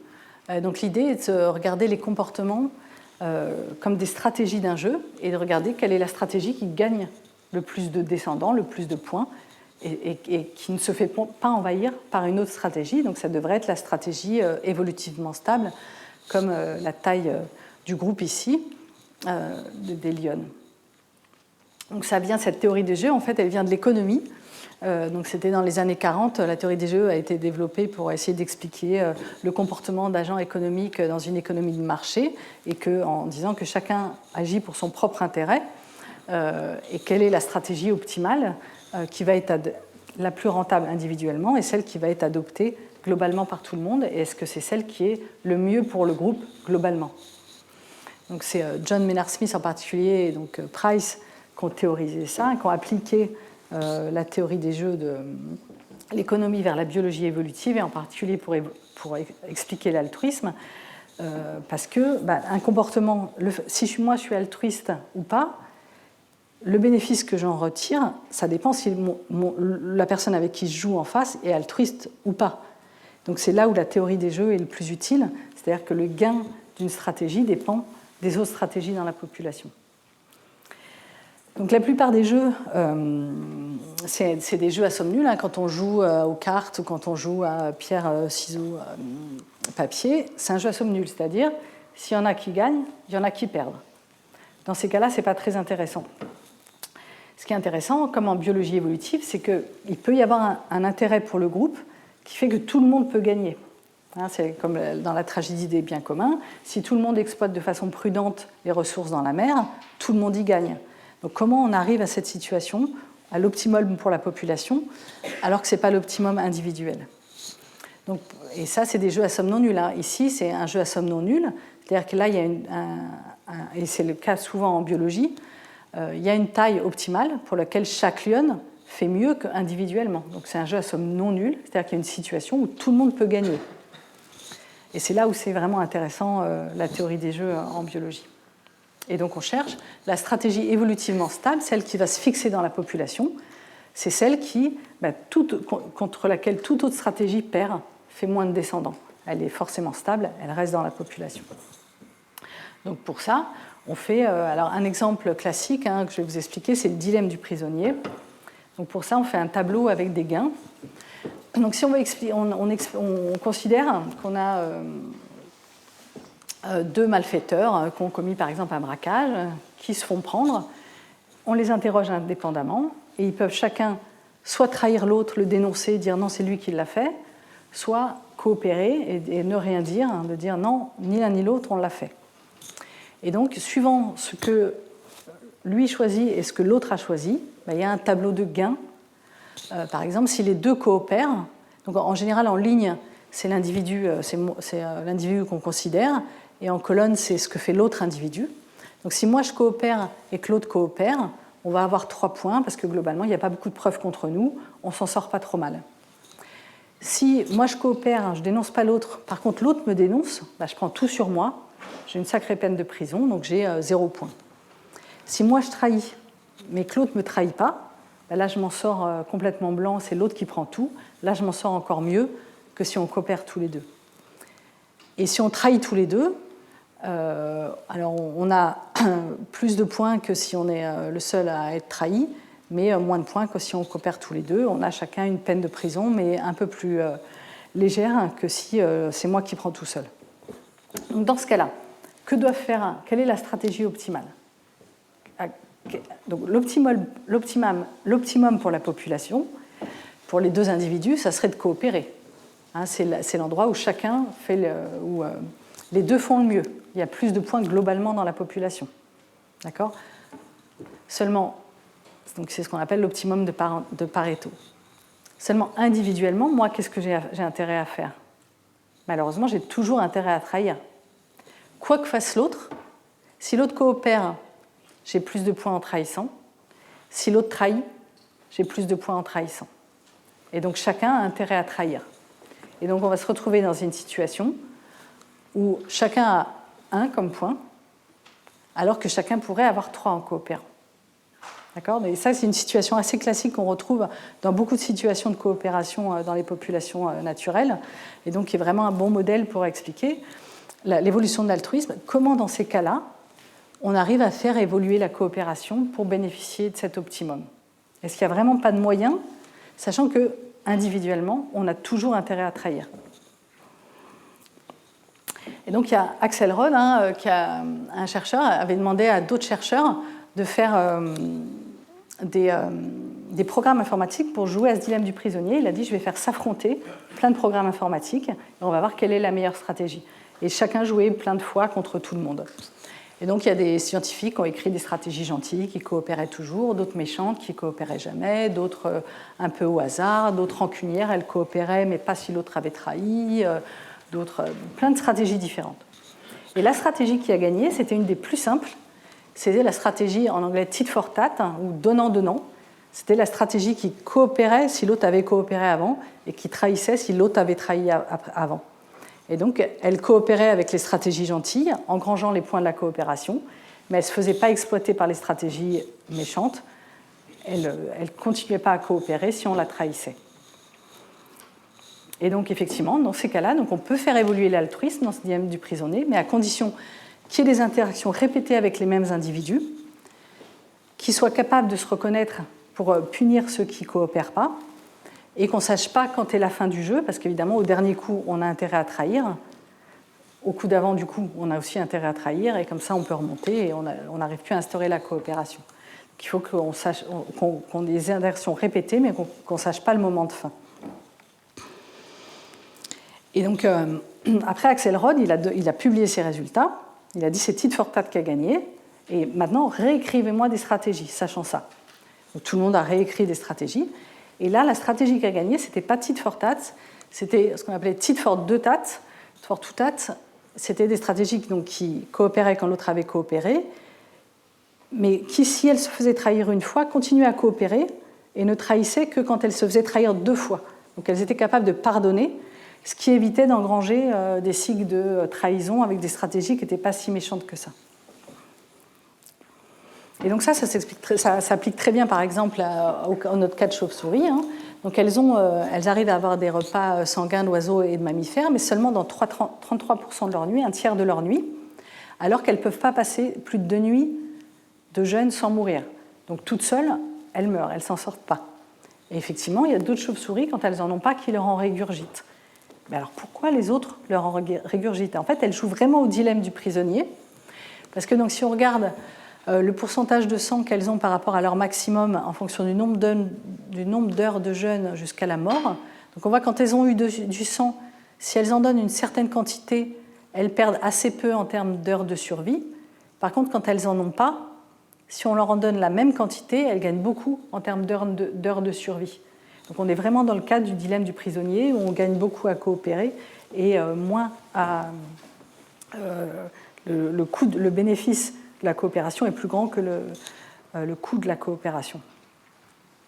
Et effectivement, on est vraiment dans le cadre du dilemme du prisonnier répété.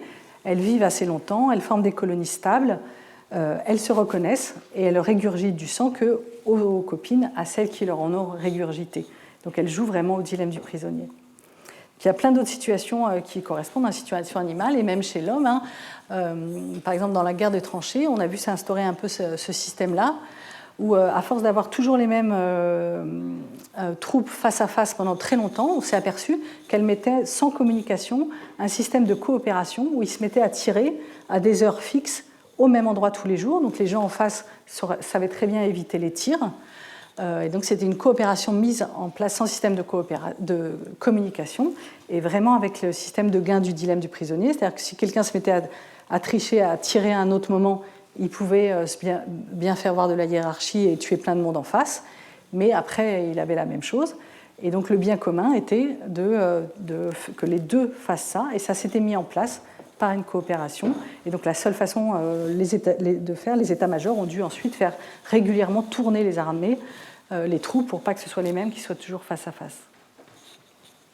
On peut aussi faire des expériences, par exemple, de mesurer le degré d'altruisme chez ces singes qui s'épouillent en fonction du fait si elles sont apparentées ou non apparentées, et si elles se sont aidées avant ou pas. Donc on voit que si elles sont apparentées, elles vont autant vouloir s'aider suivant s'il y a eu toilettage avant ou pas de l'autre. Par contre, si elles ne sont pas apparentées, elles vont épouiller seulement les femelles qui les ont déjà épouillées. Donc là, on voit bien à la fois la sélection de parentèle et là, le donnant-donnant quand ce n'est pas apparenté. Donc, la théorie de l'évolution permet d'expliquer aussi la mise en place de l'évolution de la coopération, mais les conflits internes montrent que cet altruisme résulte aussi d'une adaptation et d'une sélection naturelle. Alors, juste brièvement, quelques mauvaises interprétations à ces types de raisonnement. Souvent, on peut se dire non, mais c'est horrible de penser ça, tout comportement alors est génétiquement déterminé, il n'y a pas de place à l'acquis ou au libre arbitre. Donc, ce n'est pas une bonne interprétation. Et en particulier, le débat inné-acquis en France est assez souvent mal expliqué, mal interprété. Et la meilleure façon de le visualiser, peut-être, est de regarder, par exemple, si on regarde un phénotype, la taille d'une plante ou de quelqu'un, et avec deux génotypes différents, deux variants génétiques différents, et suivant une variable de l'environnement, par exemple la quantité de nourriture ou l'altitude pour une plante, un génotype donné va avoir une réponse à l'environnement et un autre génotype une autre réponse. Donc il y a une composante génétique, puisque les deux génotypes n'ont pas la même réponse, mais il y a une réponse environnementale pour chacun. Et si on se demande pourquoi cet individu a cette taille-là, je ne peux pas dire c'est tant de pourcents dû au gène ou tant à l'environnement. C'est juste une interaction entre son génotype et son environnement. Il n'y a, pour un individu donné, aucun sens à demander quelle est la part d'inné ou d'acquis. C'est vraiment une interaction entre les deux. Pour le visualiser avec un exemple concret, on a mesuré l'altitude, la hauteur des plantes chez ces plantes suivant l'altitude. On voit que suivant différentes plantes, la réponse est différente à l'altitude. Donc, si on regarde une altitude donnée, on va dire toute la différence est génétique. Mais si on regarde pour un génotype donné, il y a une différence suivant l'environnement. Donc, si on regarde une plante à un environnement donné, ça n'a aucun sens de se demander quelle est la part de génétique ou d'environnement. Par contre, mais il peut y avoir les deux. Si on regarde par exemple le poids en fonction de la quantité de nourriture, plus on mange, plus on va grossir, mais la réponse de deux individus peut être différente.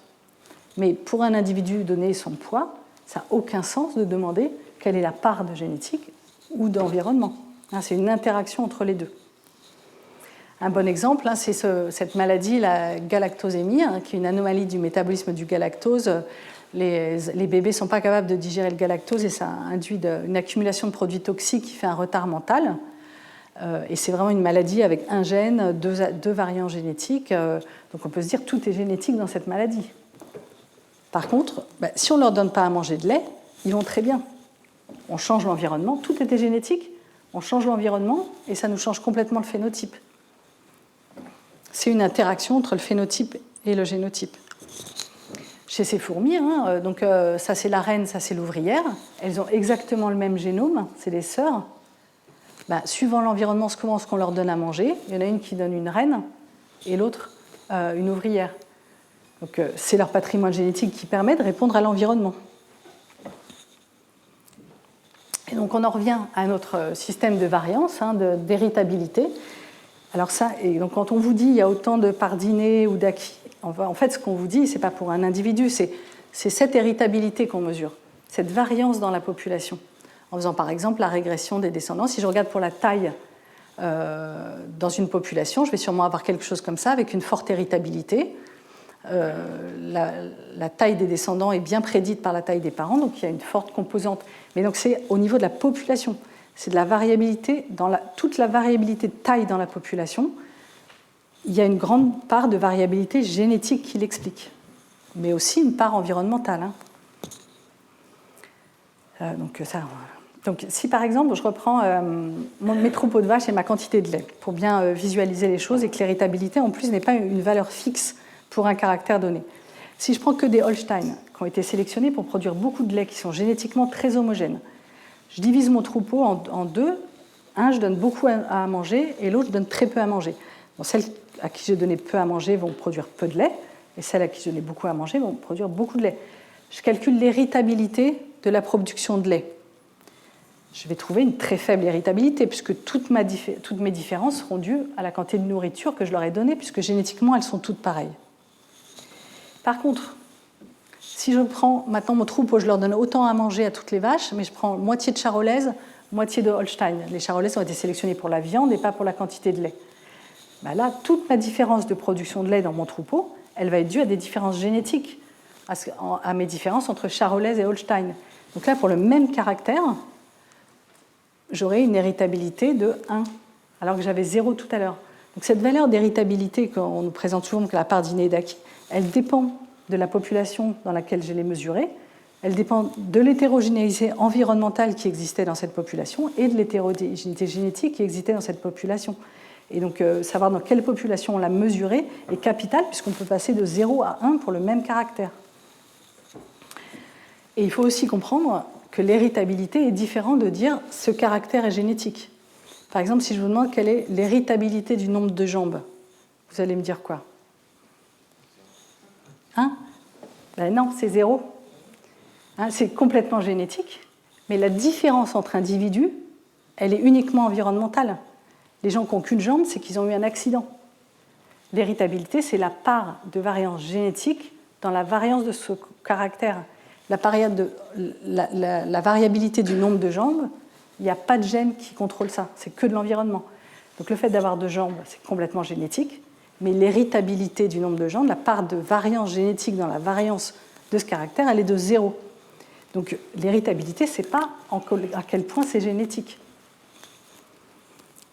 Et donc, en particulier, tous les problèmes sensibles, c'est par exemple quand on dit l'héritabilité du QI est de 20%. Est-ce que c'est un problème? Est-ce que ça doit nous faire peur? Est-ce qu'on trouve ça trop élevé? 20% d'héritabilité du QI. Déjà, ça dépend dans quelle population on l'a mesuré. Si c'était une population génétiquement homogène, si on a pris largement, si on a pris des gens qui étaient dans différents environnements sociaux, ça va nous faire baisser la variance génétique, augmenter la variance environnementale. C'est un rapport. Hein. Donc 20% d'héritabilité du QI, en fait, c'est très peu. Ça veut dire qu'il reste 80% de variance environnementale qu'on n'a pas réussi à gommer. Hein? La seule variance sur laquelle on peut jouer, c'est la variance environnementale. Ça veut dire qu'on n'a pas réduit les inégalités sociales assez pour arriver à une héritabilité de 100%. On devrait être content si on a une héritabilité de 100%, ça veut dire qu'on a gommé toute la variabilité environnementale. Et il ne reste que ce sur quoi on ne peut pas toucher. Donc, c'est vraiment pas facile à interpréter ces valeurs d'héritabilité. Et on peut aussi imaginer pour ces histoires de comportement, et en particulier chez l'être humain, qu'il y a des propriétés émergentes. Hein. Comme si vous voulez expliquer les propriétés de l'eau, c'est difficile de le faire avec juste les atomes d'hydrogène et d'oxygène. Il y a des propriétés émergentes par le fait que cette molécule H2O. C'est pareil, le cerveau humain, il a évolué sur certaines sélections naturelles, pour certaines raisons. N'empêche qu'il a des propriétés émergentes. Et on peut être capable de décider qu'on ne veut pas se reproduire, qu'on veut être altruiste au-delà de la famille, qu'on veut être voire au-delà du donnant-donnant. Et l'expliquer l'évolution de l'altruisme par la sélection naturelle n'empêche pas ces propriétés émergentes et on ne doit pas en avoir peur. Une autre mauvaise interprétation est de dire que la sélection naturelle peut faire évoluer n'importe comment. On avait vu les contraintes. On peut pas faire, la sélection naturelle ne pourrait jamais faire évoluer ces éléphants de Dali avec des pattes toutes fines hein, parce que ça casserait, hein, ça ne tiendrait pas leur poids. Donc il y a des contraintes aussi, on ne peut pas faire évoluer n'importe quoi. C'est compromis évolutif. Je vais passer. Et donc une dernière mauvaise interprétation possible de cette sélection naturelle est évidemment hein, l'eugénisme, qui était l'idée que les comportements, les caractères évoluent par sélection naturelle, et on doit aider et suppléer à la sélection naturelle, ce qui a donné l'eugénisme et les heures sombres de la Deuxième Guerre mondiale. Et en particulier, donc, c'est Francis Galton, le cousin de Darwin, qui avait pas mal théorisé ça, et en particulier, il avait fait cette régression de la taille des parents sur les enfants, il avait trouvé une pente inférieure à 1, et donc il avait été catastrophé en se disant il y a une régression vers la moyenne, les enfants des plus grands-parents sont plus petits que leurs parents, et les enfants des parents les plus petits sont plus grands que leurs parents, donc il y a une régression vers la moyenne, et ça doit être pareil pour l'intelligence, c'est horrible, il faut sélectionner, sinon l'espèce humaine va dégénérer. Donc il y avait plusieurs erreurs dans son raisonnement. D'abord, que cette pente plus faible que 1 ne veut pas dire qu'il y a une dégénérescence vers la moyenne, mais qu'il y a de la variance environnementale, comme on a vu. Tout ce qui fait que ça descend la pente de 1, c'est parce qu'il y a de la variance environnementale et pas que tout n'est pas génétique.